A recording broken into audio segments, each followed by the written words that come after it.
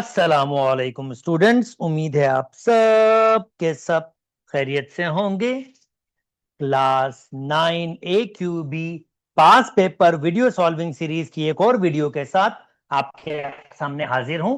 इस प्लेलिस्ट में ऑलरेडी मैंने 2008 से लेकर 2025 तक के क्लास 9 के पास पेपर सॉल्व किए हैं, क्योंकि इस साल क्लास 9 का सिलेबस चेंज हुआ है।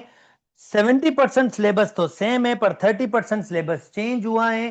तो मैंने ये सोचा है कि मैं इस साल मॉडल पेपर की वीडियोस भी बनाऊं, जिसकी मैंने ऑलरेडी एमसीक्यूज वीडियो अपलोड कर दी है, और आज मैं आपके लिए सीआरक्यू वीडियो बना रहा हूं। अगर आप चाहें तो इस प्लेलिस्ट में तमाम के तमाम पास पेपर देख सकते हैं, और अगर आप चाहें टॉपिकली पास पेपर आपको देखने हैं कि भाई चैप्टर वाइज टॉपिकली पास पेपर हमें दे दें, तो उसकी भी प्लेलिस्ट मैंने बनाई हुई है, जिसमें मैंने पर्टिकुलर चैप्टर का पास पेपर से क्वेश्चंस लिए 2008 से लेकर 2025 तक, और पूरी वीडियोस टॉपिक वाइज भी बनाई है, ताकि आप लोगों को अगर कोई एक टॉपिक समझना है और उसके पास पेपर खाली सीखने हैं, तो आप वो वीडियोस भी देख सकते हैं। इसके अलावा 2026 के अगर आप लोग चाहते हैं कि सिलेबस देखना हो, एस्लोज वाइज वीडियोस देखनी हो, तो 2026 क्लास 9 की लर्निंग सीरीज भी मैंने बनाई है, जिसमें मैंने एस्लोज वाइज चैप्टर कवर किए हैं, और वो भी इस वीडियो के लिंक में ऑलरेडी, इस वीडियो के डिस्क्रिप्शन में वो सारे के सारे लिंक मौजूद होंगे। तो चलिए आइए स्टार्ट करते हैं इस वीडियो को। ओके, सो ऑलरेडी आपको पता है सारी की सारी बातें यहां पर, कि भाई आपके पास फार्मूला शीट्स भी होती हैं, जिसमें सारी की सारी चीजें मौजूद होती हैं। तो जब फार्मूला शीट मुझे नीड होगी तो मैं डेफिनेटली उसको भी वहां से यूज करूंगा। तो चलिए आइए स्टार्ट करते हैं कॉन्सेप्ट को। अब यहां पर आपके पास कह रहा है कि आपने apply the law of exponent to simplify, इसको सिंप्लीफाई करना है। This is really easy PG question. भाई सबसे पहले 125 को लिखूंगा 5 पावर 3, और इस भाई साहब को मैं क्या करूंगा, ये x पावर, बल्कि मैं इसको नीचे ले जाता हूं, x पावर -4 इसको मैं नीचे ले जाता हूं। x2 ऑलरेडी था, x पावर 4 भी आ जाएगा, और ये इंडेक्स 3 है, तो मैंने इसकी जगह 1/3 लिख दिया। मल्टीप्लाई, ये आपके पास x पावर 4 है, ये 1/2 हो जाएगा, यानी x पावर 4 मैंने वैसे ही रखा, 25 का 5 पावर 2, और ये आपके पास इंडेक्स कुछ नहीं तो 2 खिलाएगा, तो ये 1/2 हो जाएगा। देन सिंप्लीफाई कर लेता हूं, अगर पावर के ऊपर पावर होता है तो पावर में मल्टीप्लाई हो जाता है, तो जनाब 5 के साथ मल्टीप्लाई होगा 1/3, और यहां पर दो लॉज यूज करूंगा एक साथ, बेसिस सेम पावर ऐड हो जाते हैं, तो ये x के ऊपर पावर 6 हो जाएगा, पर इन सब के ऊपर 1/3 पावर है, तो पावर से पावर मल्टीप्लाई करेगा रूल के तहत। ओके, मल्टीप्लाई, यहां भी वही रूल, मल्टीप्लाई करेगा और नीचे भी मल्टीप्लाई करेगा। तो आप नोटिस करें ये कैंसिल हो गया, ये 1 टाइम्स, ये 2 टाइम्स, ये भी 2 टाइम्स, ये खाली 1 बचेगा, तो 5 और ये 5, क्योंकि यहां 5 पावर 1, 5 पावर 1 कैंसिल हो जाएगा, ये एक्स स्क्वायर बचा, और ये भी एक्स स्क्वायर, ये भी कैंसिल आउट हो जाएगा, और इस वजह से आपका आंसर क्या आ जाएगा, 1 आ जाएगा। उम्मीद करता हूं दोस्तों आपको बात समझ आ गई होगी, और बिल्कुल बिल्कुल बिल्कुल भी डिफिकल्टी नहीं हुई होगी। चलें जी, नेक्स्ट मूव कर जाता हूं। ओके जी, लॉग की प्रॉपर्टी, लॉग का क्वेश्चन, चलें इसको स्टार्ट कर लेते हैं। भैया लॉग होता क्या है, अगर 4 के पावर ऊपर 2 है तो 16। इसी बात को एक दफा और अपने तरीके से, डिफरेंट तरीके से लिखना है। मैं लॉग ये कहता है, लॉग अगर 4 पर मैं 2 पावर लगाऊंगा तो आंसर 16 होगा, ये इसका मतलब है। ये बिल्कुल बेसिक सा, सिंपल सा इसका मतलब है। तो this is not a difficult task, very simple task. I hope आपको ये वाली बात समझ आ गई होगी। यानी अगर मैं ये कह रहा हूं कि 2 पर अगर मैं 4 पावर लगाऊंगा तो आंसर 16 आएगा, इसका मतलब ये है कि मैंने 2 पर 4 पावर लगाया है तो आंसर आया है 16। इसी को थोड़ा एक्सटेंड करते हैं कि अगर आपके पास दो पर दो ही आंसर आया तो कितना पावर लगाया होगा? ऑफ कोर्स वन लगाया होगा। दो पर वन पावर लगाया होगा, आंसर वन। तो यही एक लॉ आपके पास आता है, अगर बेस सेम हो और नंबर सेम हो तो पावर उसका एक्चुअली वन होता है।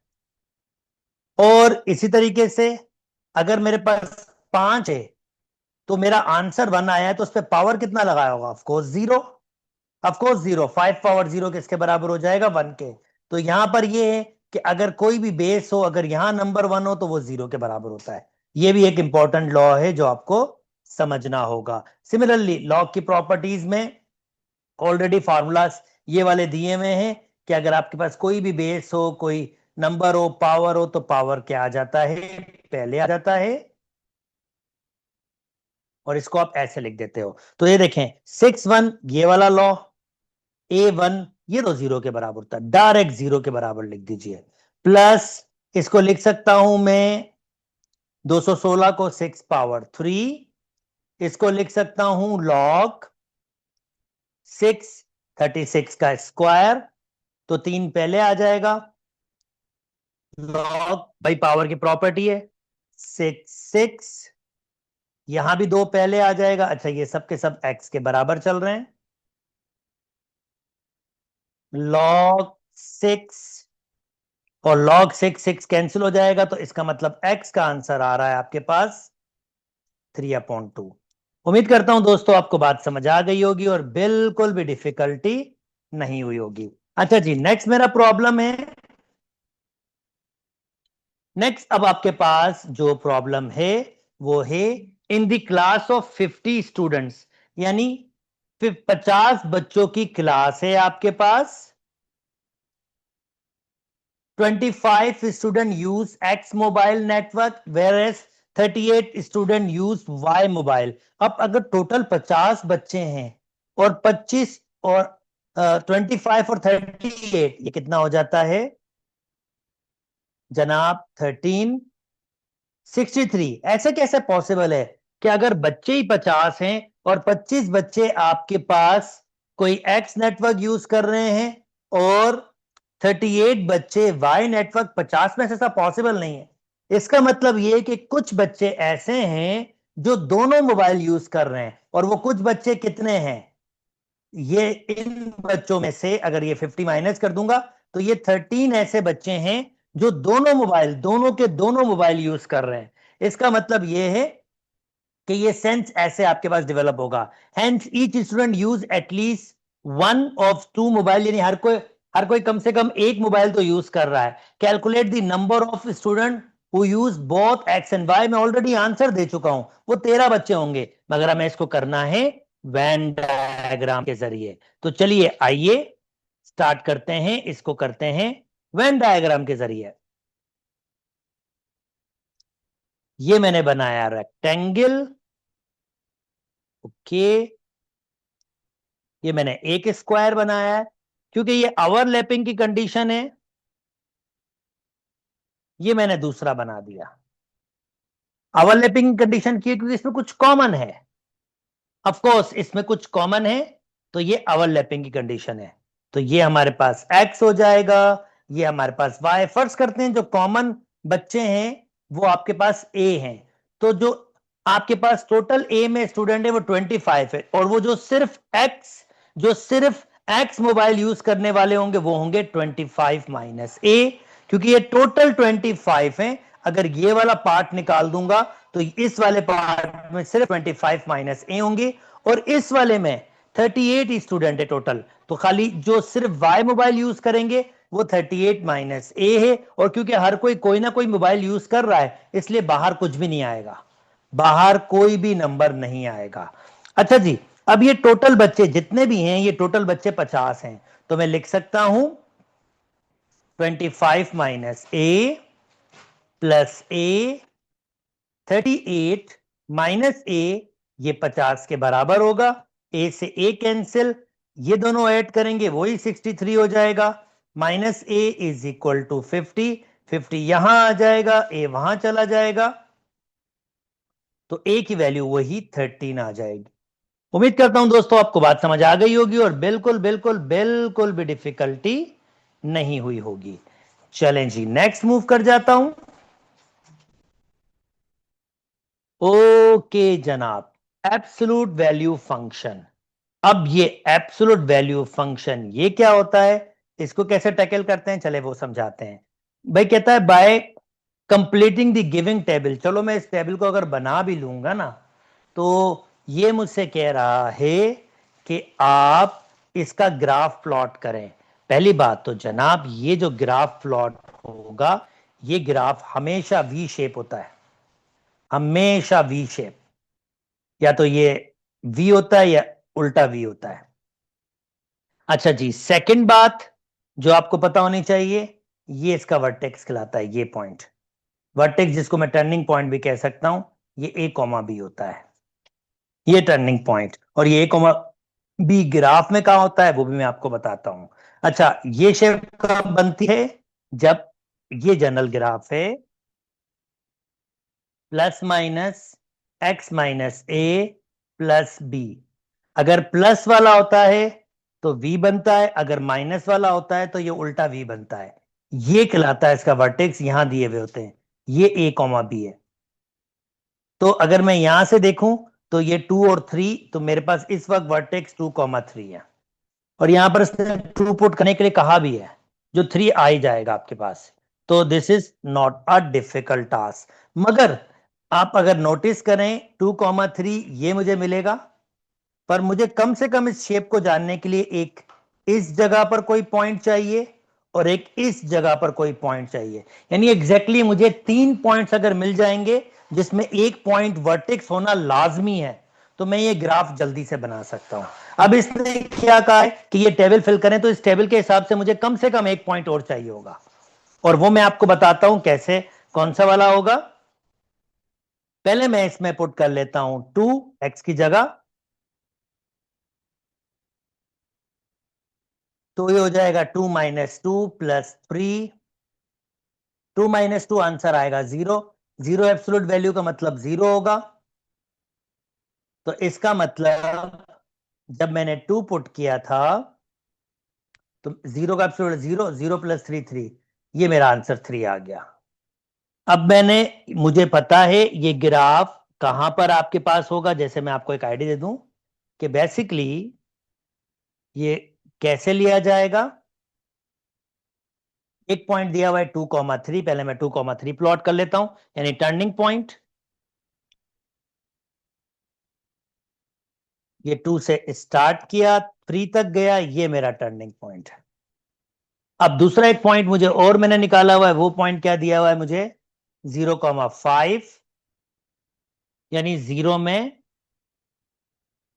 ये रहा 5, ये 0,5। तो एक तो ये साइड मुझे मिल गई, ऑफ कोर्स मुझे ये साइड तो मिल गई, ये ऐसे क्रॉस होगा।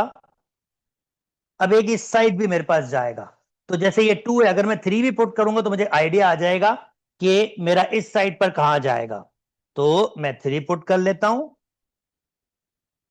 एक्स की जगह, यानी अब की बार मैं 3 के लिए वर्किंग कर लेता हूं। 3 के लिए, तो अगर मैं 3 पुट करूंगा इसमें, तो ये हो जाएगा मेरे पास 3 माइनस 2 प्लस 3, ये बचेगा 1। 1 का एब्सोल्यूट वैल्यू 1 होता है, 1 और 3 ये हो जाएगा 4।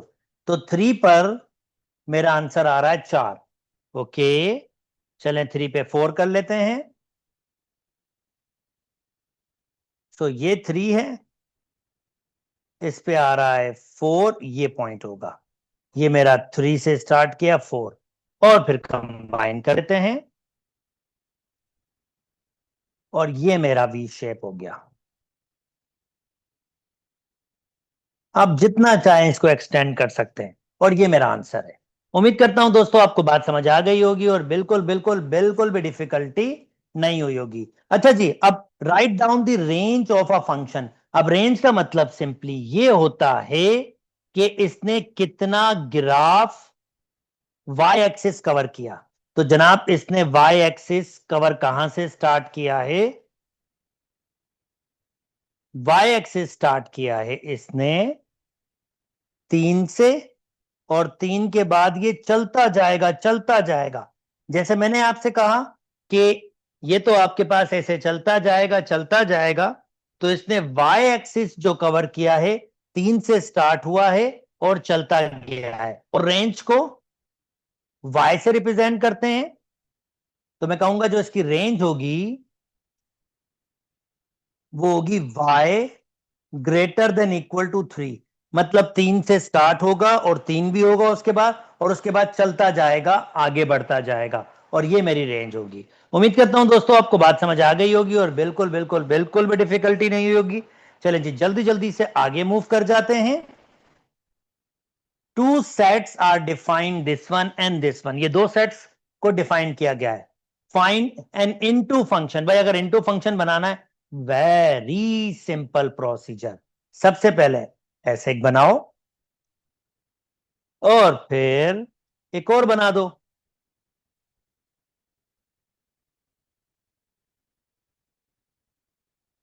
जो पहला सेट होता है उसको हम कहते हैं डोमेन, यानी एस, इस वक्त एस सेट। ये जो एस सेट होगा, दिस इज एस सेट और दिस इज टी। तो एस सेट क्या दिया हुआ है इस वक्त, 1 2 3 4, इसे हम डोमेन कहते हैं। और रेंज को डोमेन हमारे पास 2 6 और 8 है। ओके, अब मुझे क्या बनाना है, पहले तो फंक्शन बनाना है, उसके बाद इनटू फंक्शन बनाना है। तो बना लेते हैं भाई। अगर पहले मुझे फंक्शन बनाना है तो फंक्शन की शर्त यह कि डोमेन पूरा यूज होना चाहिए। ओके, मैंने 1 को 2 से कंबाइन किया, 2 को 6 से, 3 को 8 से, और 4 को 6 से। अब ये फंक्शन तो है, बेशक रेंज में रिपीटिशन हो जाए कोई मसला नहीं, मगर डोमेन में रिपीटिशन नहीं होनी चाहिए और डोमेन पूरा यूज होना चाहिए।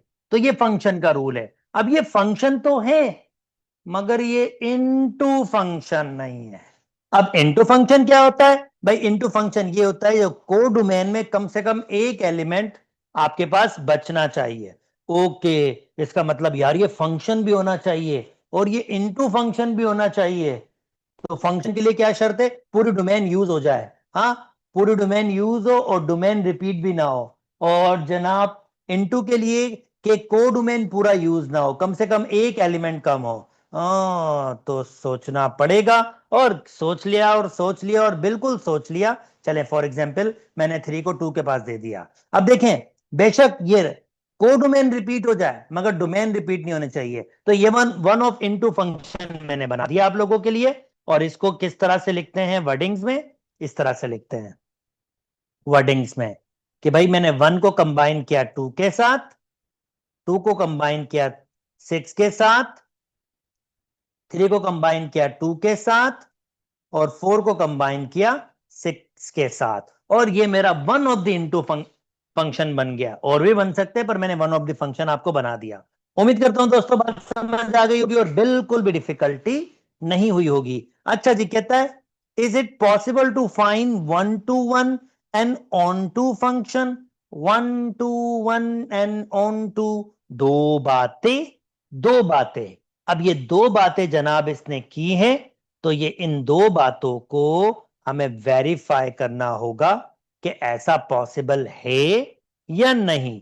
तो दोनों बातों को समझ लेते हैं जल्दी से, वापस आपको बना के दिखाते हैं। चलें जी, ये आपका एस फंक्शन, ये आपका टी फंक्शन, और ये S set T set function बोल रहा हूं, सॉरी। 1 2 3 4 2 6 8, 1 to 1। अब 1 to 1 का मतलब ये होता है ऐसा फंक्शन जिसमें डोमेन के हर एलिमेंट डिफरेंट होना चाहिए। यानी डोमेन कनेक्ट होगा तो वो डिफरेंट रेंज के नंबर से कनेक्ट होगा, डिफरेंट कोडोमेन के नंबर से कनेक्ट होगा। ये कोडोमेन है और इसके एलिमेंट्स रेंज कहलाते हैं। तो वो डिफरेंट, अच्छा अब ट्राई करते हैं। अब ये डिफरेंट का गेम हमारे पास है। तो अगर मैं 1 को मैंने कंबाइन किया 2 के साथ, यानी अब 2 को यूज नहीं कर सकता हूं किसी डोमेन के एलिमेंट के साथ, 2 को कंबाइन किया मैंने 6 के साथ, 3 को कंबाइन किया 8। ओ, अब मैं 4 को कैसे कंबाइन करूंगा? पॉसिबल ही नहीं है। अगर मुझे बिल्कुल डिफरेंट डिफरेंट एलिमेंट यानी 1 to 1 फंक्शन बनाना है तो ये पॉसिबल नहीं है। अलबत्ता ऑन टू बन गया। ऑन टू का मतलब होता है कि ये कोडोमेन पूरा यूज होना चाहिए, वो तो यूज हो रहा है, पर 1 to 1 नहीं बन रहा। और इसका रीजन मैं बहुत सिंपल लिखूंगा, since number of S set is not equal to number of T set. क्योंकि भाई एस सेट के नंबर टी सेट के नंबर के बराबर नहीं है, तो इसलिए it's not possible, it's not possible to make 1 to 1 and onto function. Onto function तो नहीं, ऑन टू फंक्शन तो चलो बना सकते हैं, पर 1 to 1 नहीं बना सकते। पर अगर 1 to 1 फंक्शन नहीं बनेगा तो फिर बाइजेक्शन फंक्शन नहीं होगा, यानी 1 1 ऑन टू फंक्शन बाइजेक्शन होता है। तो हम इस कंडीशन में कहेंगे, ये रीजन के साथ 2 मार्क्स आराम से मिल जाएंगे कि ये हमारे पास बाइजेक्टिव फंक्शन नहीं बन सकता। उम्मीद करता हूं दोस्तों बात समझ आ गई होगी और बिल्कुल भी डिफिकल्टी नहीं हुई होगी। क्वेश्चन नंबर 5, चलें जी क्वेश्चन नंबर 5 स्टार्ट कर लेते हैं। कहता है the algebraic expression x³ + 3x² + ax - b is divisible by x + 2 and the remainder is -12.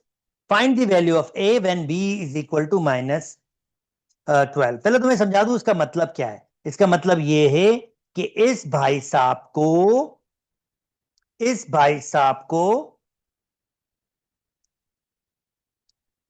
This one, इस भाई साहब को जब डिवाइड किया गया इस भाई साहब से, तो इसमें जब रिमाइंडर बचाया वो -12 बचाया।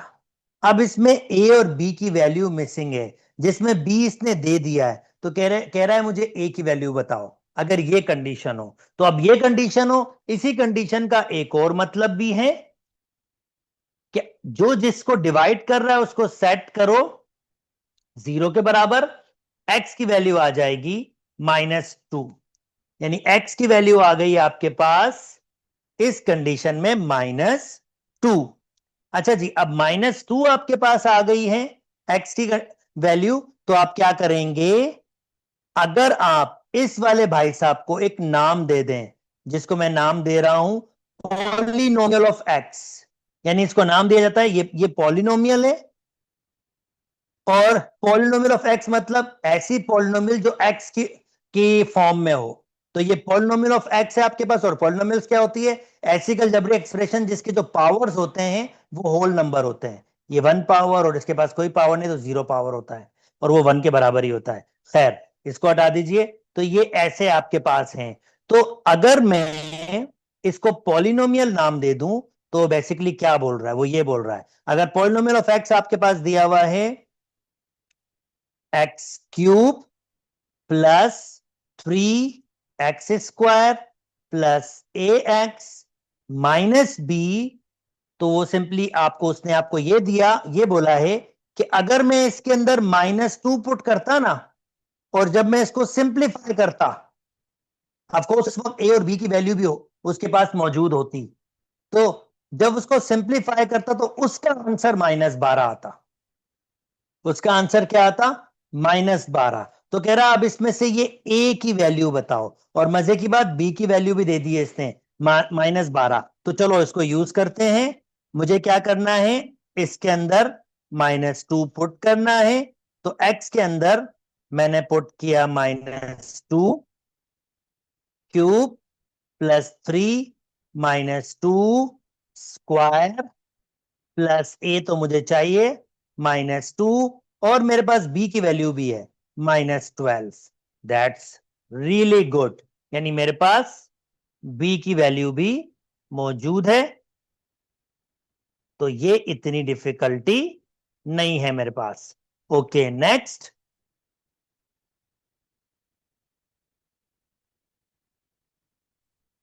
अब मैं अगला स्टेप कर लेता हूं। ये जब इसने -2 पुट किया तो आंसर कितना आया था? -12। तो ये -12 लिख दिया मैंने। -2 का क्यूब होता है -8, -2 का स्क्वायर होता है +4। 4 3 से मल्टीप्लाई होगा तो 12 हो जाएगा, प्लस माइनस ये -2 हो जाएगा, माइनस माइनस ये +12 हो जाएगा। ओके, अब इसको सिंप्लीफाई कर लेते हैं। +12 +12 ये हो जाएगा 24, या चलो इसको ऐसे देखते हैं, -8 12 4 बचेगा, 4 और 12 16, 16 वहां चला जाएगा, माइनस के 16 हो जाएगा, और यहां बचेगा -2a। ओके, सो दोनों को ऐड अप करेंगे, इसको यहां कर लेता हूं। -12 6, ये हो जाएगा 8, और एक और एक 2, ये माइनस के 28 is equal to -2a। Minus से माइनस कैंसिल, 2 से ये कैंसिल, और a की वैल्यू आपके पास आ रही है 14। उम्मीद करता हूं दोस्तों आपको बात समझ आ गई होगी, और बिल्कुल बिल्कुल बिल्कुल भी डिफिकल्टी नहीं हुई होगी। चलें जी, नेक्स्ट। अब ये नेक्स्ट क्या कह रहा है? अब ये नेक्स्ट वाला एक्चुअली इसकी अलग सा क्वेश्चन है, फैक्टराइजेशन की बात कर रहा है। तो चलें आपको वो भी सिखाते हैं, इसको मिटा देते हैं, यहीं वो भी करना सिखाते हैं आपको। उम्मीद करता हूं दोस्तों ये बात समझ आ गई होगी और बिल्कुल भी डिफिकल्टी नहीं हुई होगी। ओके,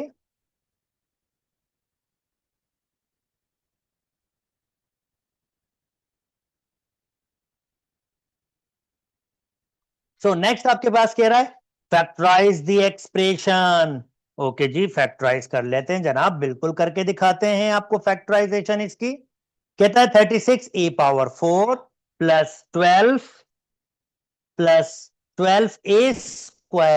b+b² ओके, इसकी कैसे फैक्टराइजेशन की जाए, आइडिया आ रहा है जनाब। ये तीन टर्म्स अगर आप आइडेंटिफाई कर सकें, मैंने तो आइडेंटिफाई कर ली हैं ये तीन टर्म्स, और ये तीन टर्म्स बेसिकली हैं, मुझे दिखा रही हैं a² +2ab+b², जो किसके बराबर होता है? a+b² पर सर आपको कैसे पता चला कि यहां पर ये फॉर्मूला लगेगा? अभी बताते हैं जनाब। 36a⁴, 36a⁴ जिसको लिख सकता हूं 6a² देखो ना, ये a² बन गया, और ये तीसरा वाला b², ये तो ऑलरेडी b² की फॉर्म में ही लिखा हुआ है। अब ये 2ab कैसे आपको पता चला कि ये 12a² b²? भाई ये ऐसे पता चला ना, ये 2, ये a की वैल्यू 6a², और ये b की वैल्यू b, तो 6 2 12, a² b² लिखा हुआ है। तो इस वजह से मैं चला कि मैं इसको ऐसे बंद कर सकता हूं, ये हो जाएगा 6a² +b। तो जनाब बंद कर देता हूं इसको, आपके पास 6a² +b² -9। सर अभी नेक्स्ट स्टेप क्या करें?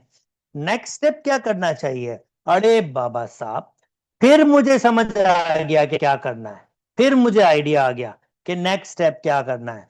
यार एक फार्मूला है, a² -b² बराबर होता है a+b, a-b। अब सर आपको ये कैसे पता चल गया कि यहां पर ये वाला फार्मूला यूज होना है? सिंपल, ये देखो a² और जनाब इस 9 को लिख सकता हूं, इस 9 को लिख सकता हूं 3 का स्क्वायर। हो गया ना, ए स्क्वायर माइनस बी स्क्वायर। हाँ, मेरी ए की वैल्यू ये पूरी है और ये पूरी बी की वैल्यू है। तो जनाब ये कहता है एक दफा प्लस में लिखें ए, ये ए प्लस बी, और एक दफा आप लिखें माइनस में ए माइनस बी, और ये आपका आंसर हो जाएगा। उम्मीद करता हूं दोस्तों बात समझ आ गई होगी और आसानी से समझ आ गई होगी। जनाब नेक्स्ट क्वेश्चन, जो मुझे बड़ा मजे का क्वेश्चन लग रहा है, तो चलें आइए इस क्वेश्चन को भी सॉल्व करते हैं। इस क्वेश्चन को भी जनाबे आली हम सॉल्व करते हैं। ओके,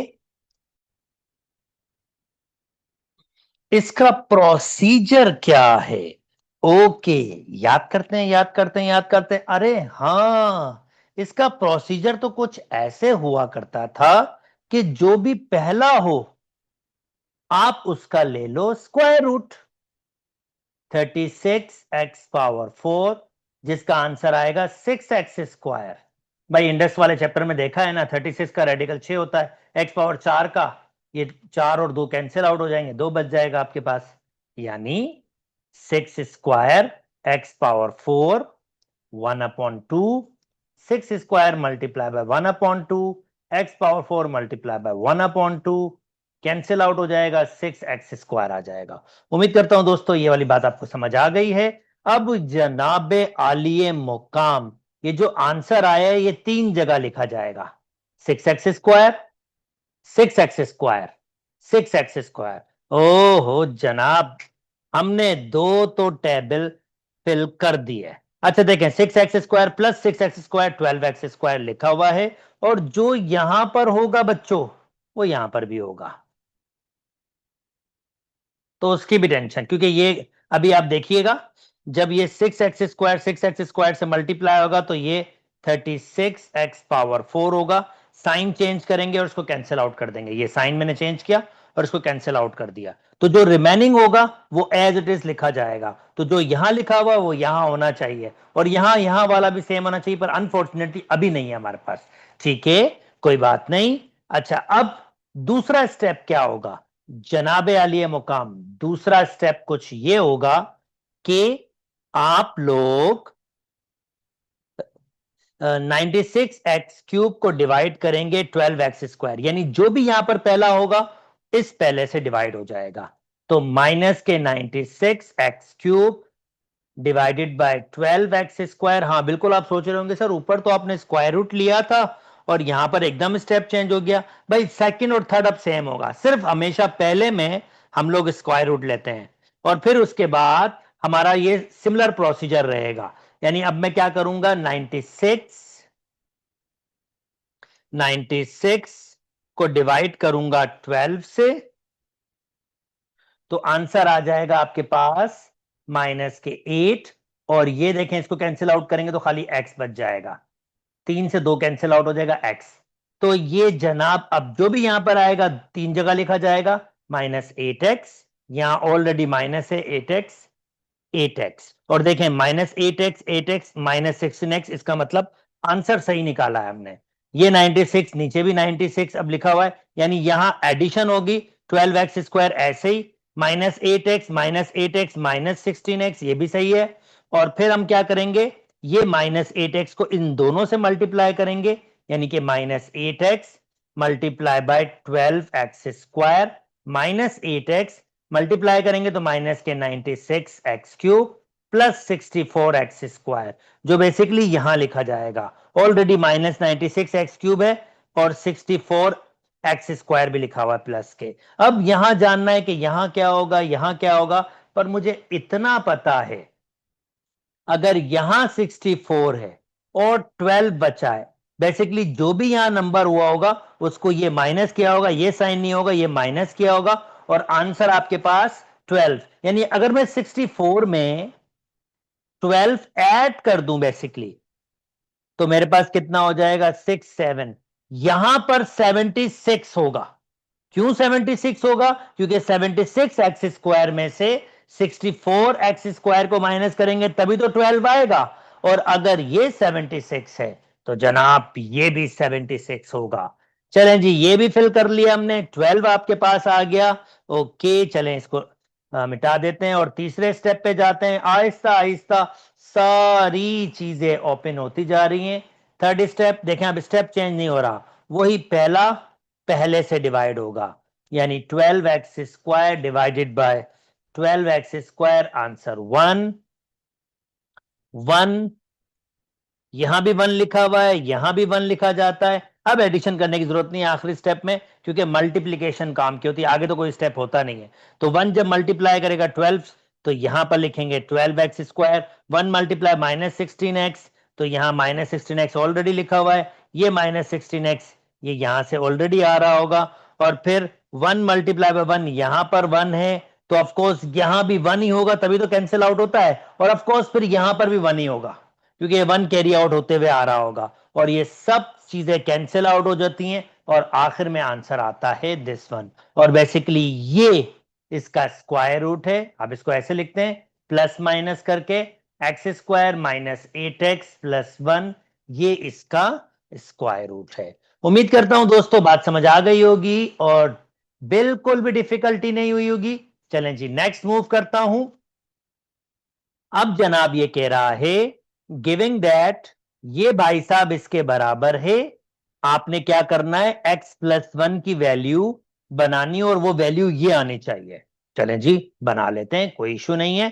पहले लिख लेता हूं, मैं क्या करता हूं, ये माइनस का उधर शिफ्ट होगा तो प्लस का हो जाएगा।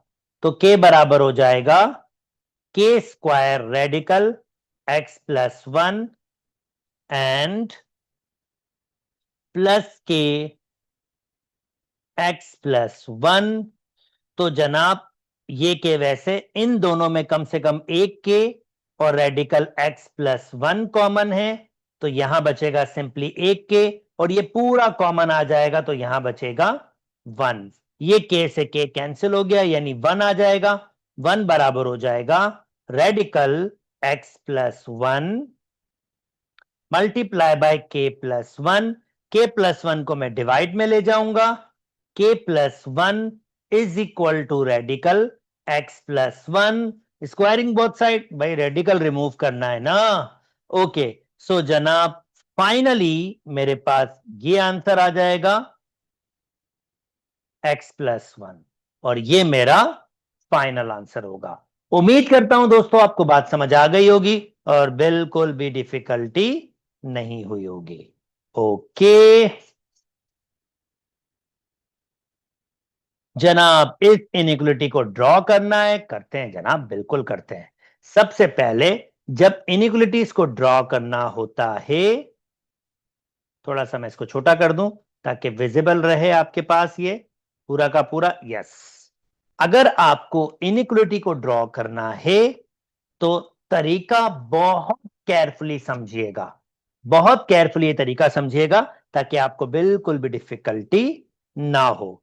सो तरीका कुछ ये है, पहले मैं पहली इनइक्वलिटी को लिखूंगा, 2x plus Y less then 8, और मैं इसमें से इनइक्वलिटी रिमूव करके इक्वल टू का साइन दे दूंगा।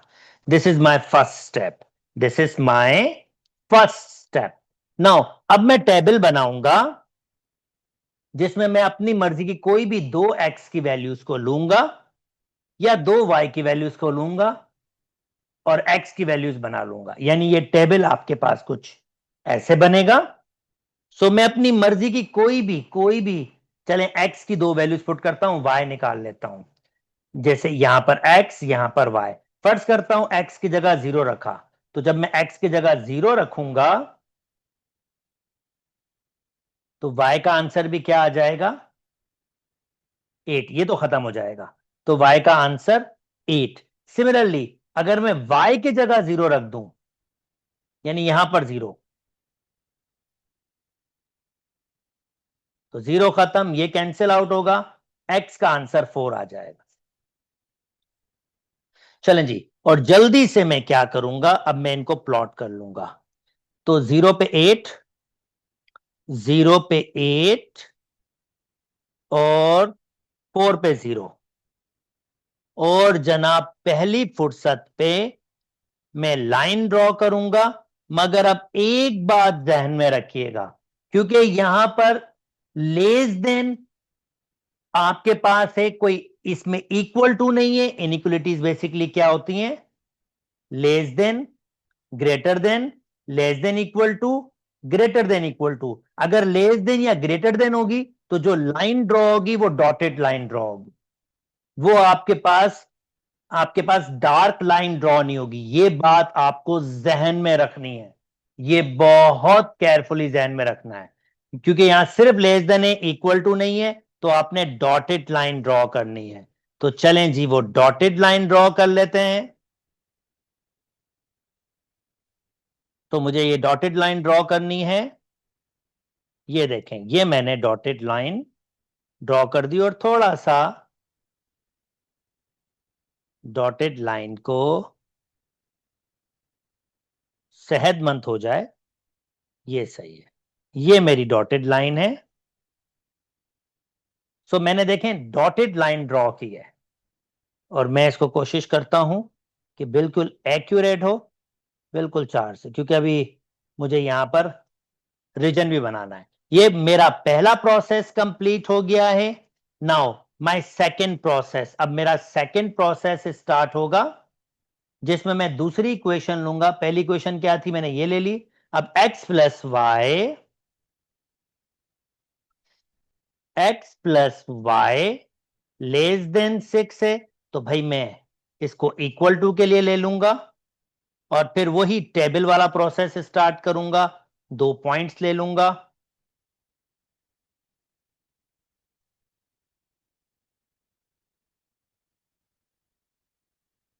ये मेरा x हो गया, ये मेरा y हो गया,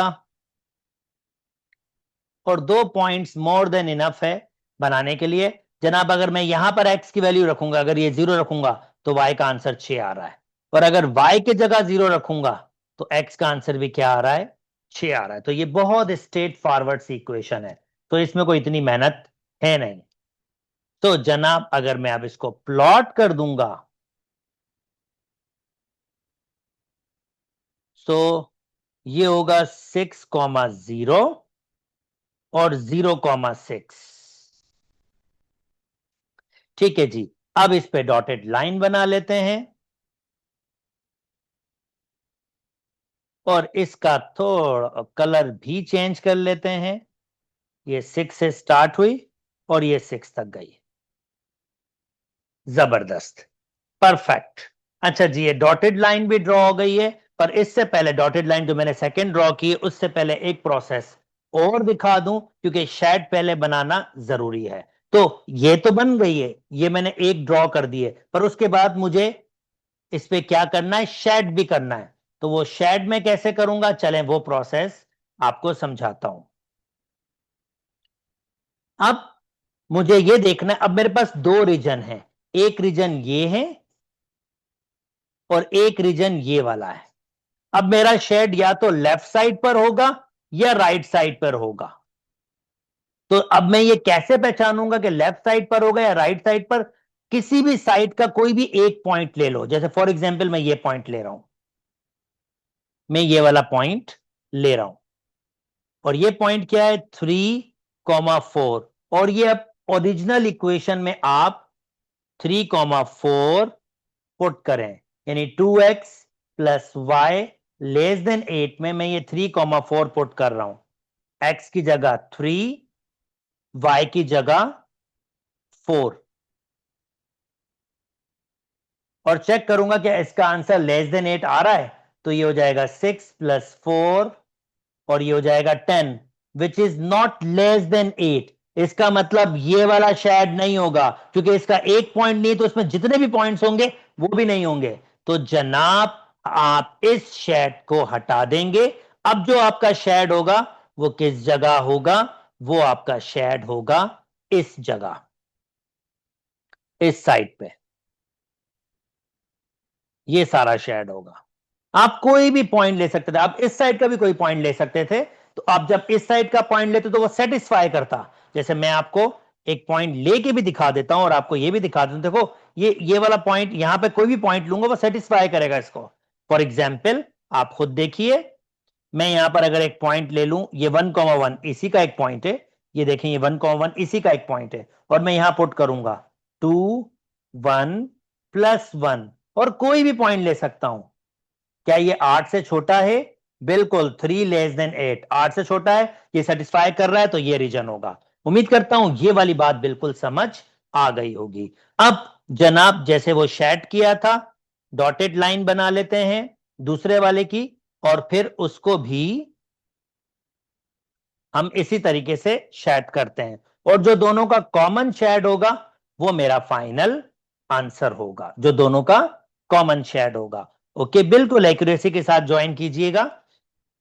नेक्स्ट अब अगेन प्रोसेस चलाते हैं यहां पर, और मैं कोई भी एक साइड का पॉइंट ले लेता हूं। चलें फॉर एग्जांपल मैं इस साइड का पॉइंट ले लेता हूं, ये वाला, दिस वन, ये वाला पॉइंट ले लेता हूं, ये है 1,3। ठीक है, तो मैं कहूंगा x + y < 6 और चेक करता हूं क्या 1,3 सेटिस्फाई करेगा। ऑफ कोर्स ये सेटिस्फाई करेगा। सो बिल्कुल 4 < 6 है, यानी कि ये सेटिस्फाई करेगा।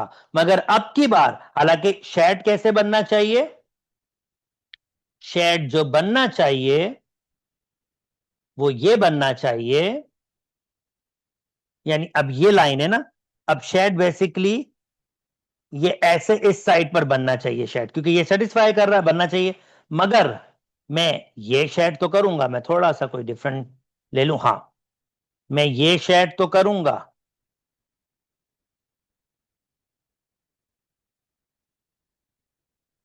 पर मैं इसको लेने का मेरा कोई फायदा नहीं है, क्योंकि जो दोनों का कॉमन शेड होगा ना वही फाइनल आंसर होगा। बेशक मैं ये वाला शेड भी ले सकता हूं ऐसे, पर मुझे देखना तो दोनों में कॉमन है, तो दोनों में जो कॉमन होगा वो बेहतर है आप वही शेड करें जो ऑलरेडी पहले शेड हुआ हुआ हो। यानी ये लाइन पूरा इस साइड पर शेड करेगी, इस साइड पर मुझे ये शेड करने का मुझे कोई फायदा नहीं है, क्योंकि ये इसका कॉमन नहीं है, तो इसको ना करें। आप डायरेक्टली वहीं शेड करें, बिल्कुल ये शेड सारा इस साइड ही आएगा, पर आप वहीं करें जहां ऑलरेडी शेड हुआ हुआ है, तो वो आपको जरा आसानी दे देगा, क्योंकि आपको दोनों का कॉमन शेड ही देखना है। और जनाब ये है दोनों का कॉमन शेड।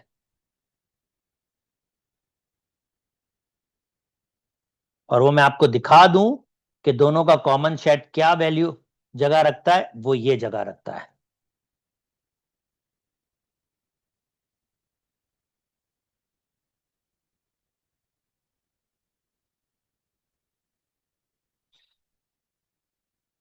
ओके,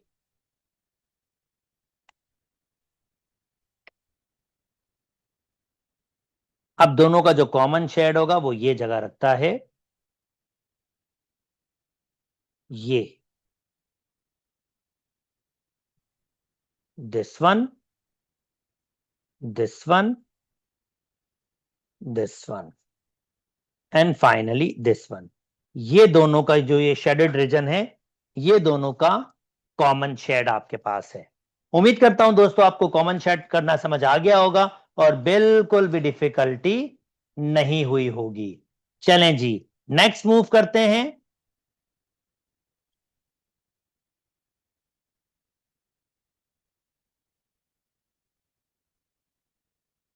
वापस बड़ा कर देते हैं इसको।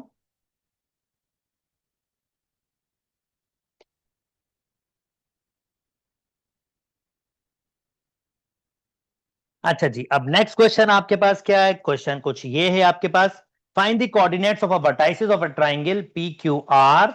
अगर ये आपके पास पॉइंट्स दिए हुए हैं, the mid point P Q, ये मिड पॉइंट है, the mid point of P Q and Q R, ये मिड पॉइंट दिए हुए हैं, तो हमें ये टी के पॉइंट्स फाइंड करने हैं। This is very simple. अगर ये मिड पॉइंट है तो ये मिड पॉइंट कैसे आया होगा?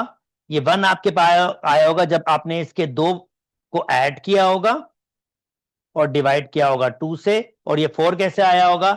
जब आपने 6 को 2 से ऐड किया होगा, मिड पॉइंट का फार्मूला यूज कर रहा हूं, और डिवाइड किया होगा 2 से, तो 2/2 कॉमा 8/2, तो ये हो जाएगा 1/4। ये आपके पास आ गया, मगर हमें तो ये चाहिए ना जनाब। चलो ये भी निकाल लेते हैं। ए कैसे मिलेगा? दो एक्स की वैल्यूज को जमा करूंगा, डिवाइड करूंगा 2 से। आपको ये काम करने की जरूरत नहीं है, ये जस्ट मैंने अंडरस्टैंडिंग के लिए करवाया है। और बी कैसे मिलेगा? अगर दो y की वैल्यूज को जमा करूंगा उसकी और डिवाइड कर दूंगा 2 से, तो ये हो जाएगा 4/2, a इज इक्वल टू 2। ये हो जाएगा 10/2, b is equal to 5। Okay, तो ये वाला पॉइंट निकाल दिया। अब नेक्स्ट क्या कह रहा है? Find the coordinates of a T and the distance between S T. अब ये डिस्टेंस भी निकालना है। अब ये 2,5 है ना, तो डिस्टेंस कैसे निकालते हैं? अगर एस से टी का डिस्टेंस निकालना है तो डिस्टेंस फार्मूला ऑलरेडी पीछे दिया हुआ है। उसमें क्या होता है? दो एक्स की वैल्यूज को माइनस करके स्क्वायर करें और दो वाई की वैल्यूज को माइनस करके स्क्वायर करें। अब कुछ लोग कह रहे होंगे x2 माइनस x1, एक ही बात है, मैं आपको शॉर्टकट दे रहा हूं। कोई भी दो वैल्यूज देखो, 2 माइनस 1 भी लिख सकते हो और 1 माइनस 2 भी। क्यों? 1 माइनस 2 का स्क्वायर क्या होगा? -1 का स्क्वायर, आंसर 1। या 2 माइनस 1 का स्क्वायर, 1 का स्क्वायर, आंसर 1। कोई फर्क नहीं पड़ता। तो सिंपल से फॉर्मूला याद करने का आसान तरीका, डिस्टेंस निकालना है, दो एक्स की वैल्यूज को लो, बीच में माइनस करो और स्क्वायर कर दो। दो y की वैल्यूज को लो, बीच में माइनस लिखो और स्क्वायर कर दो। सिंपल। और बस अब इसका सिंप्लीफाई कर लो। 1 माइनस 2 माइनस 1, उसका स्क्वायर 1 होता है। 4 माइनस 5 माइनस 1, उसका स्क्वायर 1 होता है। और फाइनली आंसर रेडिकल 2 हो जाएगा। उम्मीद करता हूं दोस्तों ये वाली बात भी समझ आ गई होगी और बिल्कुल भी डिफिकल्टी नहीं हुई होगी। ओके, नाउ टिग्नोमेट्री की दुनिया में आ जाते हैं। टिग्नोमेट्री की दुनिया आपके पास, हाँ ये भी बिल्कुल आसान सा मजे का क्वेश्चन है। चलो इसको भी सॉल्व कर लेते हैं। A man stand on a flat surface, okay, at a distance 50 metre from a vertical x metre high electric pole.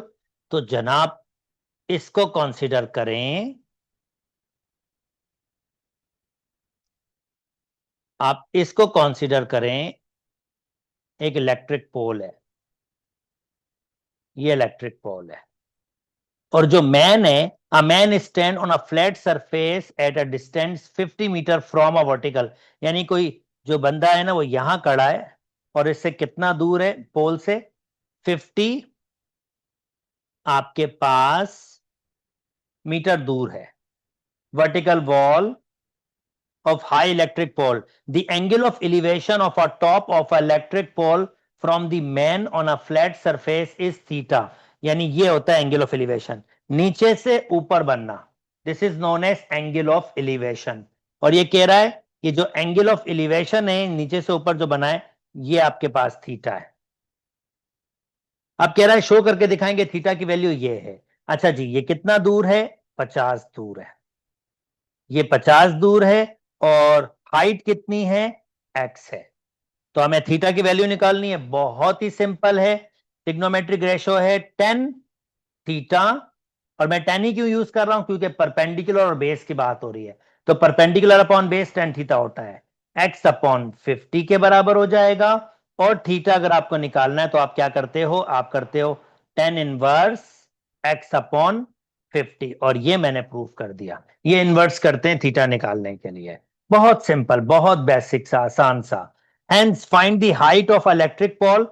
अब मुझे इलेक्ट्रिक पोल की हाइट फाइंड करनी है, x, height of an electric pole when the theta,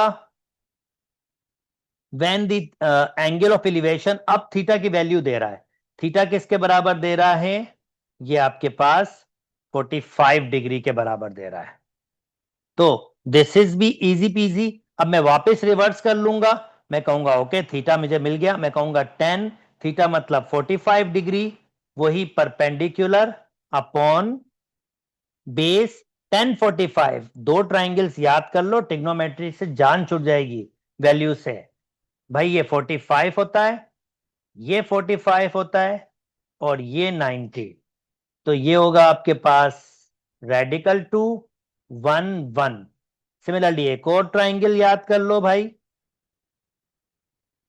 ये होता है 60, ये होता है 30, 90, 2 रेडिकल 3 और 1। तो अगर 1045 तो परपेंडिकुलर अपॉन बेस यानी 1 अपॉन 1, तो इसका आंसर आएगा 1 equal to x upon 50, cross multiply x की वैल्यू 50 हो जाएगी और ये आपका आंसर हो जाएगा। सिमिलरली 30 और 60 की वैल्यूज यहां से निकाली जा सकती है, जैसे मैंने इस ट्राइंगल को लिया 45 की वैल्यूज निकाली है। उम्मीद करता हूं दोस्तों आपको बात समझ आ गई होगी और बिल्कुल भी डिफिकल्टी नहीं हुई होगी। चलें जी आगे मूव कर जाते हैं। कहता है in the giving diagram ABE and CDE are two right angle triangle. Calculate the length of CE. C से लेकर E तक, भाई ये फाइंड करना है, इजी पीजी है यार। फर्ज करते हैं ये लेंथ Y है और ये लेंथ कहां से कहां तक है, ये लेंथ है, ये लेंथ आपके पास है, ये पूरी लेंथ, खाली ये पूरी लेंथ E तक, तो ये Y के बराबर है। ठीक है, तो मैंने एक सिंपल सा कहा कि ये भाई साहब Y के बराबर है।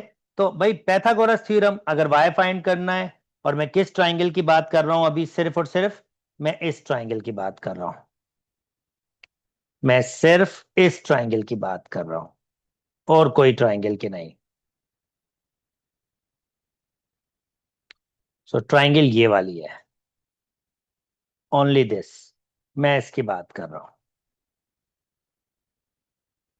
सो मैं इस ट्राइंगल की बात कर रहा हूं और यहां से वैल्यू निकालने की बात कर रहा हूं, तो मैं कहूंगा हाइपोटेन्यूस,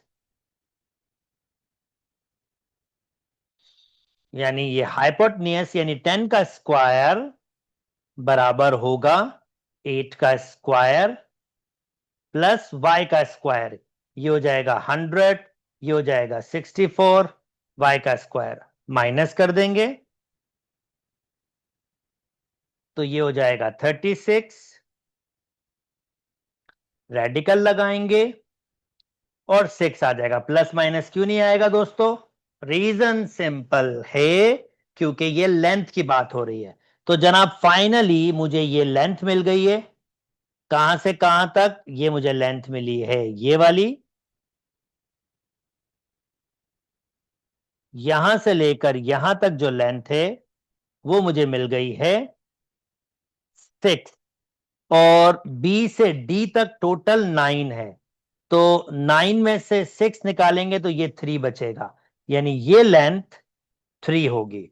और अब फाइनली मुझे मेरी रिक्वायर लेंथ फाइंड करनी है। अगेन पैथागोरस, मैं कहूंगा एक्स स्क्वायर बराबर होगा 3 का स्क्वायर और अगेन 3 का स्क्वायर ही, तो एक्स स्क्वायर बराबर हो जाएगा 9 प्लस 9, एक्स स्क्वायर बराबर हो जाएगा आपके पास 18, और रेडिकल ले लेंगे, रेडिकल 18, यहां तक भी आंसर सही है, पर कुछ लोग पूरा सिंप्लीफाई करते हैं, चलो पूरा 9 मल्टीप्लाई बाय 2 लिख सकते हैं, 9 को 3 बार आ जाएगा, रेडिकल 2, ये आपका फाइनल आंसर हो जाएगा। उम्मीद करता हूं दोस्तों आपको बात समझ आ गई होगी और बिल्कुल बिल्कुल बिल्कुल भी डिफिकल्टी नहीं हुई होगी। चलें जी नेक्स्ट में मूव करते हैं। ओके जी, प्रूफ करने की बात आ गई है, चलो जी प्रूफ भी कर लेते हैं, नो वरीज। कहता है ये भाई साहब इसके बराबर करके दिखाओ, कर लेते हैं भाई। तो पहले लिखते हैं sine theta, left hand side लिख लेते हैं, मैं लेफ्ट हैंड साइड ले रहा हूं, sine theta tan theta plus cot theta. तो जनाब पहला स्टेप साइन थीटा को मैंने वैसे ही रखा, टेन को कन्वर्ट कर दूंगा sine theta upon cos theta, और कॉट को लिख दूंगा आपके पास cos theta upon sine theta. फार्मूले दिए हुए, फार्मूले आपको जहन में रखने चाहिए क्योंकि ये फार्मूले बहुत इंपॉर्टेंट होते हैं। नेक्स्ट साइन थीटा वैसे ही, अच्छा जी अब इधर लूंगा एलसीएम, तो sine theta multiply by cos theta LCM आ जाएगा। साइन साइन से मल्टीप्लाई होगा sine square theta, plus cos cos से मल्टीप्लाई होगा कॉस स्क्वायर, यानी ये इससे मल्टीप्लाई हो जाएगा और ये इससे। अगला step, sign theta upon sign square theta plus cos square theta बराबर होता है 1 के जनाब साइन थीटा कॉस थीटा। अभी जो नीचे वाला है ये रिवर्स हो जाएगा, साइन थीटा अपनी जगह पर, साइन थीटा कॉस थीटा लिख दूंगा, यानी ये रिवर्स हो रहा है, sine theta cos theta upon 1। Okay, finally sine sine से मल्टीप्लाई होगा साइन स्क्वायर थीटा और कॉस वैसे रहेगा और नीचे 1 लिखो लिखो आपकी मर्जी है। और ये मैंने देखें प्रूफ कर दिया। उम्मीद करता हूं दोस्तों आपको बात समझ आ गई होगी और बिल्कुल बिल्कुल बिल्कुल भी डिफिकल्टी नहीं हुई होगी। अगर आप चाहें तो आप मेरे साथ ऑनलाइन ज्वाइन कर सकते हैं, हम क्रैश कोर्स कर सकते हैं और आपकी बहुत अच्छी सी तैयारी करवा सकते हैं। तो ऑनलाइन के लिए भी आपके पास ऑलरेडी स्क्रीन में आपके पास इंफॉर्मेशन आ रही होगी, अगर आप चाहें तो मेरे साथ ऑनलाइन आप ज्वाइन कर सकते हैं। तो जनाब ये आपका पेपर हमने कंप्लीट कर लिया। अगर मेरी वीडियोस पसंद आ रही है तो मेरे चैनल को लाइक कीजिए, सब्सक्राइब कीजिए और दोस्तों के साथ जरूर जरूर जरूर शेयर कीजिए। अपना बहुत बहुत बहुत ख्याल रखिएगा। अल्लाह हाफिज।